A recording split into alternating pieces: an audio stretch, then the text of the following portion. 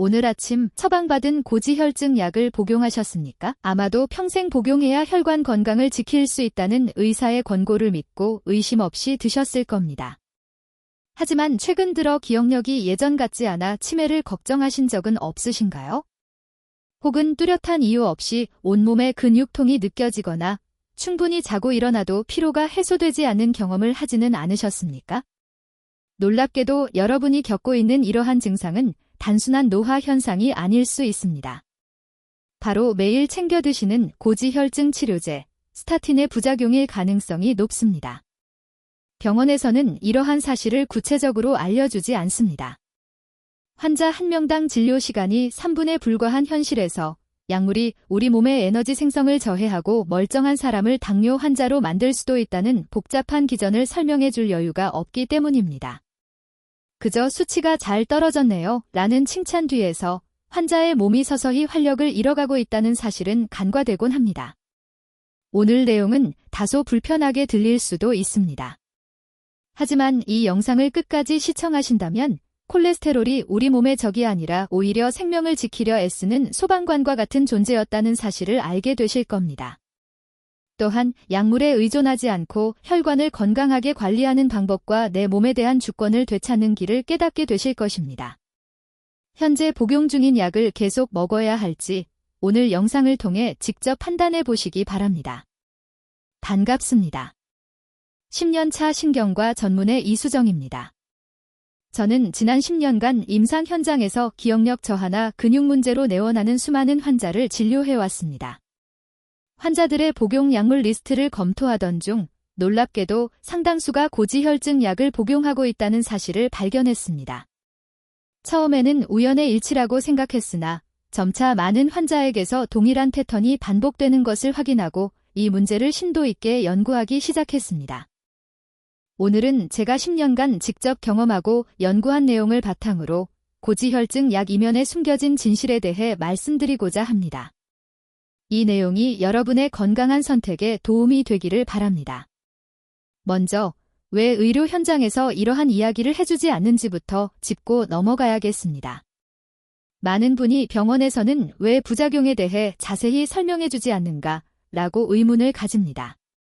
의사들이 무책임해서일까요? 결코 그렇지 않습니다. 문제는 구조적인 의료 현실에 있습니다. 우리나라의 진료 환경상 의사가 한 환자를 만나는 시간은 평균 3분 남짓입니다. 이 짧은 시간 안에 증상을 청취하고 검사 결과를 확인하며 진단과 처방까지 완료해야 합니다. 만약 고지혈증 환자에게 스타틴의 모든 부작용 근육통, 기억력 저하, 당뇨 발병 위험 증가, 간 수치 상승, 소화장애 등 글 하나하나 설명하려 한다면 최소 10분 이상이 소요될 것입니다. 하지만 현실적으로 이는 불가능에 가깝습니다. 결국 대부분의 의사는 이 약을 드시면 콜레스테롤 수치가 떨어집니다 라는 간단한 설명과 함께 처방전을 건넬 수밖에 없습니다. 시스템이 그렇게 고착화되어 있기 때문입니다. 그 결과 환자들은 약물이 체내에서 어떤 작용을 하는지, 어떤 위험성이 있는지 제대로 인지하지 못한 채 수년 혹은 수십 년간 약을 복용하게 됩니다. 여기에 더해 치료 가이드라인의 문제도 존재합니다. 현재 의료계의 고지혈증 치료 지침은 콜레스테롤 수치는 낮을수록 좋다는 전제를 바탕으로 합니다. 이러한 가이드라인이 수립되는 과정에는 제약회사의 연구 결과가 상당 부분 반영됩니다. 제약회사 입장에서는 더 많은 사람이 장기간 약을 복용하는 것이 이익으로 직결됩니다. 이로 인해 환자의 알 권리와 선택권보다는 기계적인 처방이 우선시되는 상황이 발생하고 있는 것입니다. 그렇다면 이 약물이 우리 체내에서 구체적으로 어떤 작용을 일으키는지 살펴보겠습니다. 스타틴은 단순히 콜레스테롤 수치만 낮추는 약물이 아닙니다. 이 약이 투여되는 순간 우리 몸에서는 마치 도미노처럼 연쇄적인 반응이 일어나며 예상치 못한 문제들이 발생하게 됩니다. 가장 먼저 뇌에서 일어나는 변화에 주목해야 합니다. 많은 분이 간과하고 있지만 콜레스테롤은 뇌세포를 구성하는 핵심 원료입니다. 뇌는 체중의 2%에 불과하지만 우리 몸 전체 콜레스테롤의 약 25%를 보유하고 있을 만큼 콜레스테롤 의존도가 높습니다. 이는 뇌세포를 감싸는 막을 형성하고 세포 간 신호를 주고받는 연결 부위를 유지하는 데 콜레스테롤이 필수적이기 때문입니다. 하지만 스타틴은 이러한 콜레스테롤 생성을 인위적으로 차단합니다. 결과적으로 뇌세포는 적절한 재료를 공급받지 못해 기능 저하를 겪게 됩니다. 기억력이 감퇴하고 집중력이 흐려지며 머리가 멍해지는 증상이 나타나는 이유입니다. 실제로 스타틴 복용자 중 상당수가 최근 들어 자꾸 깜빡한다, 단어가 잘 떠오르지 않는다라고 호소합니다. 이를 초기 치매로 오인하여 걱정하는 분들이 많지만 약물 복용을 중단하면 증상이 호전되는 경우가 대부분입니다. 다음으로 근육 문제입니다. 근육통은 스타틴의 가장 흔한 부작용 중 하나입니다. 여기서 우리가 반드시 기억해야 할 사실은 심장 역시 근육으로 이루어져 있다는 점입니다. 스타틴 복용 시 전신 근육통과 무력감이 발생할 수 있으며 일상에서 계단을 오르거나 병뚜껑을 따는 사소한 동작조차 버거워지기도 합니다. 심각한 경우 근육이 파괴되는 횡문근육해증이라는 위험한 부작용으로 이어질 수도 있습니다. 더욱 우려되는 것은 심장 근육에 미치는 영향입니다. 혈관 건강을 위해 복용하는 약물이 오히려 심장 근육을 약화시킬 수 있다는 사실은 매우 역설적입니다. 실제로 다수의 연구 결과가 스타틴이 심장 근육의 기능을 저하시킬 가능성을 시사하고 있습니다. 또한 혈당 문제도 간과할 수 없습니다.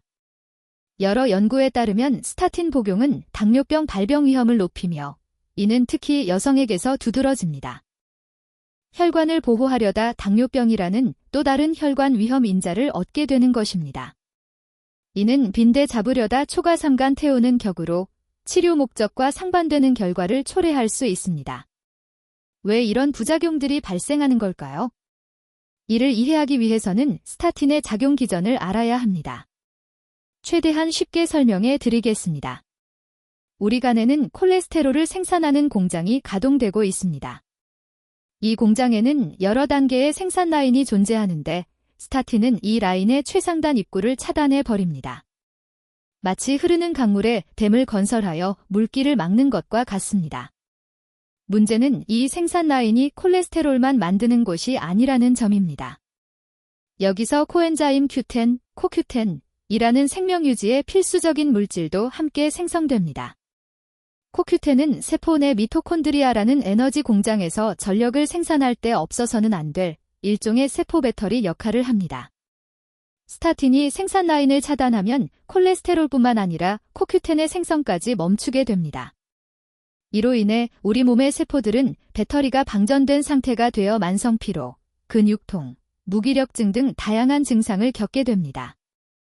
특히 심장처럼 24시간 쉬지 않고 엄청난 에너지를 소비해야 하는 기관에는 치명적입니다. 코큐텐 부족으로 심장에 충분한 에너지가 공급되지 않으면 심장 기능이 저하될 수밖에 없습니다. 실제로 제 진료실을 찾았던 65세 남성 환자분의 사례가 이를 잘 보여줍니다. 건강검진에서 고콜레스테롤 진단을 받고 스타틴을 처방받으신 분이었습니다. 복용 초기 몇 달간은 수치가 잘 떨어져 담당 의사에게 칭찬도 받았습니다. 하지만 약 6개월이 지난 시점부터 이상 징후가 나타났습니다. 아침 기상 시 온몸이 뻐근하고 계단을 오를 때 숨이 차오르며 예전에는 가볍게 하던 산책조차 힘겨워지기 시작했습니다. 환자분은 처음에 이를 단순한 노화 현상으로 여기고 대수롭지 않게 넘기셨다고 합니다. 증상이 점차 심해지자 환자분은 우려 섞인 마음으로 병원을 찾아 정밀 검사를 받으셨습니다. 그러나 검사 결과 특별한 이상 소견은 없다는 답변만 돌아왔습니다. 다행히 이분은 인터넷을 통해 스타틴의 잠재적 부작용을 접하고 담당 의사에게 직접 질의하셨습니다. 혹시 제가 복용 중인 콜레스테롤 약 때문에 이런 증상이 나타나는 것은 아닐까요? 이에 담당 선생님도 가능성을 열어두고 약물 복용을 일시적으로 중단해 볼 것을 제안하셨습니다. 놀랍게도 약을 끊은 지 불과 2주 만에 뚜렷한 변화가 일어났습니다. 근육통이 완화되고 저하되었던 기력이 회복된 것입니다. 이 환자분의 사례는 매우 운이 좋은 경우라 할 수 있습니다. 본인이 주체적으로 의구심을 갖고 의료진과 상의하여 문제의 원인을 찾아냈기 때문입니다. 하지만 대다수의 환자는 이러한 증상을 겪으면서도 약물 부작용과는 연결짓지 못합니다. 그저 노화 탓이거나 운동 부족 때문일 것이라 치부하며 고통을 감내하곤 합니다. 여기서 우리는 근본적인 의문을 가져야 합니다. 과연 콜레스테롤은 우리 몸에 해롭기만 한 존재일까요? 우리는 오랜 시간 동안 콜레스테롤을 혈관을 막는 주범으로 특히 LDL, 저밀도 지단백은 무조건 낮춰야 하는 나쁜 콜레스테롤로 교육받아 왔습니다. 하지만 이것이 온전한 진실일까요? 이 시점에서 중대한 인식의 전환이 필요합니다.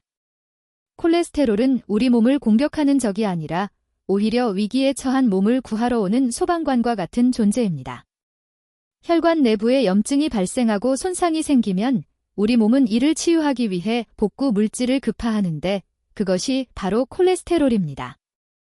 화재 현장을 생각해 보십시오. 불이 난 곳에는 항상 소방관이 출동해 있습니다. 그렇다고 해서 소방관을 방화범으로 지목할 수 있습니까? 아닙니다. 그들은 불을 끌어온 것이지 불을 낸 것이 아닙니다. 마찬가지로 혈관에 문제가 생겨 콜레스테롤이 모여든 것인데 현대의학은 종종 콜레스테롤을 범인으로 규정하고 제거하려 듭니다. 진짜 범인은 따로 있습니다. 바로 혈관 염증입니다. 이러한 염증은 어디서 비롯될까요? 과도한 당분 섭취, 만성적인 스트레스, 수면 부족, 흡연, 운동 부족, 가공식품 섭취, 그리고 환경 독소 등 현대인의 잘못된 생활 습관 전반이 원인입니다. 이러한 요인들이 혈관벽을 손상시키고 염증을 유발하면 우리 몸은 이를 복구하기 위해 콜레스테롤을 현장으로 보냅니다. 문제의 핵심은 이 과정에서 발생합니다. 복구를 위해 출동한 콜레스테롤이 활성산소의 공격을 받으면 산화되는데 바로 이 산화된 콜레스테롤이 실질적인 위협이 됩니다. 반면 정상적인 콜레스테롤은 생명 유지에 필수 불가결한 물질입니다. 모든 세포막을 구성하고 비타민 D를 합성하며 특히 남성 및 여성 호르몬을 만드는 핵심 원료가 됩니다. 따라서 인위적으로 수치를 과도하게 낮추면 호르몬 불균형과 같은 심각한 문제가 초래될 수 있습니다. 또한 콜레스테롤 수치와 사망률의 상관관계를 분석해보면 흥미로운 유자형 곡선이 나타납니다. 수치가 너무 높아도 문제지만 너무 낮아도 사망률이 증가한다는 것입니다. 즉, 적정 수준의 유지가 중요하다는 의미입니다. 특히 노년층의 경우 콜레스테롤 수치가 약간 높은 것이 오히려 장수와 연관이 있다는 연구 결과들도 존재합니다. 이는 콜레스테롤이 면역 기능에 중요한 역할을 수행하기 때문입니다. 수치가 지나치게 낮으면 감염에 취약해지고 암 발생 위험 또한 높아질 수 있습니다. 그럼에도 불구하고 현재의 의료 가이드라인은 여전히 콜레스테롤을 무조건 낮추는 방향을 고수하고 있습니다. LDL 수치를 100 이하, 심지어 70 이하로 낮출 것을 권고하는 것이 현실입니다. 과연 이것이 최선의 방법일까요? 약물을 통해 인위적으로 수치를 낮추는 행위가 오히려 건강을 위협하고 있는 것은 아닌지 되짚어봐야 합니다. 실제로 스타틴의 효능에 대해서는 재고해볼 여지가 충분합니다. 제약회사들은 스타틴이 심장병 발병 위험을 36%나 낮춰준다고 홍보합니다. 36%라는 수치는 매우 강력한 효과처럼 느껴집니다. 하지만 여기에는 통계적 착시가 숨어 있습니다. 이 수치는 상대 위험도를 기준으로 한 것입니다. 이를 절대 위험도로 환산하면 실상은 완전히 달라집니다. 예를 들어 설명해 보겠습니다. 약을 복용하지 않은 그룹 100명 중 3명이 심장병에 걸렸고 약을 복용한 그룹 100명 중 2명이 걸렸다고 가정합시다. 3명에서 2명으로 줄었으니 상대적으로는 33%, 약 3분의 1가 감소한 셈입니다. 하지만 전체 인원 대비 절대 위험도로 보면 어떨까요? 100명 중 단 1명만이 혜택을 본 것이므로 그 차이는 1%에 불과합니다. 다시 말해 100명이 약을 복용해야 단 1명이 심장병을 예방할 수 있다는 뜻입니다. 나머지 99명은 아무런 예방 효과 없이 부작용의 위험만을 감수하며 약을 먹게 되는 구조입니다. 물론 이미 심장병을 앓았거나 심근경색을 경험하신 분들에게는 스타틴이 분명 도움이 됩니다. 이를 2차 예방이라고 합니다. 하지만 건강한 사람이 예방 목적으로 복용하는 1차 예방의 경우 약물의 효과 대비 잠재적 위험성을 꼼꼼히 따져봐야 합니다. 더욱이 최근에는 일부 고지혈증 치료제의 임상 자료에 대한 신뢰성 문제가 제기되기도 했습니다. 연구 결과가 과장되거나 부작용이 축소 보고되었다는 의혹이 있는 만큼 우리는 더욱 신중한 판단을 내려야 합니다. 그렇다면 우리는 어떻게 대처해야 할까요? 무조건 약을 끊으라는 말씀이 아닙니다. 약물 치료가 필수적인 경우도 분명 존재합니다. 유전적으로 콜레스테롤 수치가 비정상적으로 높은 가족성 고콜레스테롤혈증 환자분들이 이에 해당합니다. 이분들은 생활습관 개선만으로는 수치 조절이 어렵기에 약물 치료가 필요합니다. 또한 이미 심장질환이 있거나 스텐트 시술을 받으신 분들은 약을 임의로 중단해서는 안 됩니다. 이런 경우에는 약물이 주는 혜택이 위험성보다 월등히 크기 때문입니다. 특정 유전자 변이가 있는 분들 역시 약물 치료가 필요할 수 있습니다. 하지만 대다수의 일반적인 경우라면 약보다 선행되어야 할 조치가 있습니다. 바로 체내 염증을 잡는 것입니다. 혈관 염증을 유발하는 근본 원인을 제거하면 콜레스테롤 수치는 자연스럽게 정상화됩니다. 이것이 진정한 의미의 치료입니다. 그렇다면 어떻게 염증을 줄일 수 있을까요? 첫째, 식습관 개선입니다.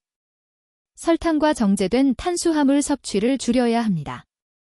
빵, 과자, 가당 음료 등은 혈당을 급격히 상승시키는 혈당 스파이크를 유발하여 혈관에 엄청난 스트레스를 줍니다. 혈당이 급등하면 활성산소가 과도하게 생성되어 혈관을 공격하기 때문입니다. 대신 채소, 통곡물, 양질의 단백질, 좋은 지방 위주로 식단을 구성하십시오. 특히 등푸른 생선, 견과류, 아보카도 등 오메가3 지방산이 풍부한 음식은 염증을 억제하고 혈관을 보호하는 데 탁월합니다. 둘째, 운동입니다. 규칙적인 운동은 혈관 건강을 위한 최고의 명약입니다. 하루 30분 정도 빠르게 걷는 것만으로도 큰 효과를 볼 수 있습니다. 운동은 혈액순환을 개선하고 혈관벽을 튼튼하게 만들며 염증 수치를 낮춰줍니다. 이는 약물로는 결코 얻을 수 없는 효과입니다. 셋째, 수면 관리입니다. 수면 부족은 체내 염증 수치를 높이는 주범입니다. 하루 7-8시간의 충분한 수면이 필요합니다. 우리가 잠든 사이 몸은 손상된 세포를 복구하고 축적된 염증을 제거합니다. 넷째, 스트레스 관리입니다. 만성적인 스트레스는 혈관에 직접적인 손상을 가합니다. 스트레스 호르몬인 코르티솔 수치가 지속적으로 높게 유지되면 혈관이 수축하고 염증 반응이 심화됩니다. 따라서 명상, 요가, 심호흡, 취미 활동 등을 통해 스트레스를 적절히 관리하는 것이 필수적입니다. 다섯째, 환경 독소의 차단입니다. 우리 주변에는 생각보다 많은 독소가 존재합니다. 플라스틱 용기, 살충제, 중금속, 미세먼지 등은 혈관 염증을 유발하는 주요 요인입니다. 가급적 유기농 식품을 선택하고 플라스틱 대신 유리 용기를 사용하며 공기청정기를 활용하는 등의 노력이 도움이 됩니다. 이러한 생활습관 개선만으로도 많은 환자의 콜레스테롤 수치가 호전됩니다. 실제로 제 진료실을 찾은 수많은 분이 약물 의존 없이 수치를 조절하는 데 성공했습니다. 물론 시간은 다소 소요됩니다. 약물처럼 즉각적으로 수치가 떨어지지는 않지만 이것이야말로 증상만 덮는 것이 아니라 근본 원인을 해결하는 진정한 치료입니다. 하지만 현재 약을 복용 중이라면 절대 임의로 중단해서는 안 됩니다. 반드시 담당 의사와 상의하십시오. 특히 이미 심혈관 질환을 앓고 있는 분들은 갑작스러운 투약 중단이 위험할 수 있습니다. 대신 진료 시 다음과 같이 질문해 보십시오. 제 경우 약물 복용이 반드시 필요한가요? 생활습관 개선만으로는 조절이 불가능한가요? 이 약의 부작용은 무엇이며 제가 겪는 증상과 관련이 있나요? 용량을 줄이거나 다른 약물로 변경할 수 있나요? 코큐텐 같은 보충제를 병행하면 도움이 될까요? 이러한 질문을 통해 의료진과 충분히 소통하고 본인에게 적합한 최선의 방법을 찾으시길 바랍니다. 의사는 전문가이지만 내 몸의 주인은 바로 나 자신입니다. 치료 방식과 섭취할 것을 결정할 주체적인 권리가 여러분에게 있습니다. 앞서 언급한 코큐텐에 대해 부연하자면 부득이하게 스타틴을 지속해서 복용해야 할 경우 코큐텐 병용을 적극적으로 고려해 보십시오. 스타틴이 체내 코큐텐 생성을 억제한다고 말씀드렸는데 외부에서 이를 보충해주면 부작용을 완화할 수 있습니다.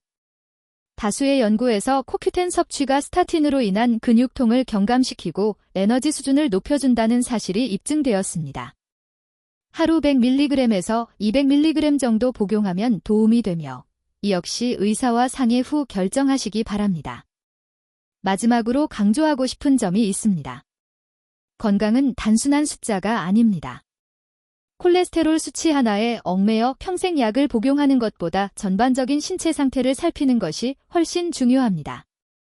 수치는 정상 범위로 돌아왔는데 매일 피로하고 근육통에 시달리며 기억력이 떨어진다면 그것을 진정한 건강이라 할 수 있을까요? 우리 몸은 하나의 거대한 유기적 시스템입니다. 한 부분을 개선하려다 다른 기능이 손상되어서는 안 됩니다. 전체를 보아야 합니다. 혈관 건강뿐만 아니라 뇌, 근육, 대사 건강이 모두 균형을 이뤄야 진짜 건강입니다. 가장 중요한 것은 내 몸의 신호에 귀를 기울이는 것입니다. 검사 수치가 양호하다고 해도 몸에 이상이 느껴진다면 이를 진지하게 받아들여야 합니다. 우리 몸은 거짓말을 하지 않습니다. 피로와 통증, 불편감은 몸이 보내는 확실한 경고 신호입니다. 물론 오늘 말씀드린 내용이 모든 분에게 일률적으로 적용되는 것은 아닙니다. 의학적 판단에는 개인차가 존재하기 때문입니다.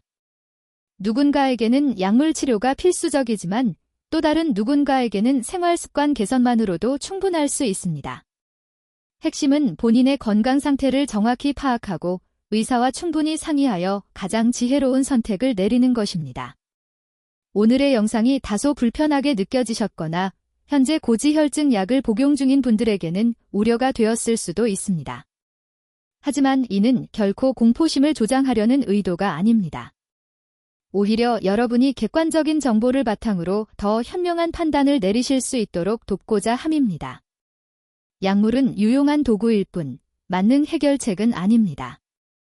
건강을 지키는 진정한 열쇠는 바로 여러분 자신의 손에 쥐어져 있습니다. 무엇을 먹고 어떻게 움직이며 어떤 생활을 영위하는가 하는 매일의 선택이 쌓여 건강을 결정짓습니다. 오늘부터라도 작은 변화를 시작해 보십시오. 설탕 섭취를 줄이고 하루 30분 걷기 운동을 하며 충분한 수면과 스트레스 관리를 실천하는 것부터 시작하면 됩니다. 또한 담당 의사에게 앞서 언급한 내용들을 질문해 보시기 바랍니다. 현재 겪고 있는 증상이 약물 때문인지, 약을 줄이거나 대체할 방법은 없는지 문의하십시오. 의사와 환자가 함께 고민하고 소통할 때 최상의 치료 결과가 도출됩니다. 일방적인 처방에 따르는 것이 아니라 약의 필요성과 부작용, 그리고 대안에 대해 충분히 설명을 듣고 이해한 후 선택하는 과정이 진정한 치료입니다. 여러분은 자기 건강의 주체입니다. 의사는 전문적인 조언자이자 조력자일 뿐, 최종 결정권은 여러분에게 있습니다. 그 결정을 현명하게 내리기 위해서는 올바른 정보가 필수적입니다. 오늘 영상이 그러한 정보를 제공하는데 조금이나마 기여했기를 바랍니다. 건강한 혈관은 약물이 아닌 건강한 생활 습관으로 완성됩니다. 염증을 억제하고 신체를 활발히 움직이며 올바른 식사와 수면, 스트레스 관리를 병행하는 것이 혈관 건강의 진짜 비결입니다. 단순한 수치에만 집착하지 마시고 내 몸 전체의 건강 균형을 살펴주십시오. 이 영상이 유익하셨다면 주변의 고지혈증 약을 복용 중인 분들에게 꼭 공유해 주시기 바랍니다. 더 많은 분이 이 정보를 접해야 합니다. 또한 댓글로 여러분의 소중한 경험을 나눠주십시오. 약물 복용 중 겪은 증상이나 생활습관 개선 성공 사례 등 여러분의 이야기가 다른 환자분들에게 큰 힘이 됩니다. 건강은 선택의 연속입니다. 매일의 작은 선택들이 모여 10년, 20년 후의 건강을 만듭니다. 지금 이 순간부터 자신을 위한 현명한 선택을 시작하십시오. 여러분의 건강한 미래를 진심으로 응원합니다. 마지막으로 중요한 당부의 말씀을 드립니다. 오늘 영상은 교육 및 정보 제공 목적으로 제작되었습니다.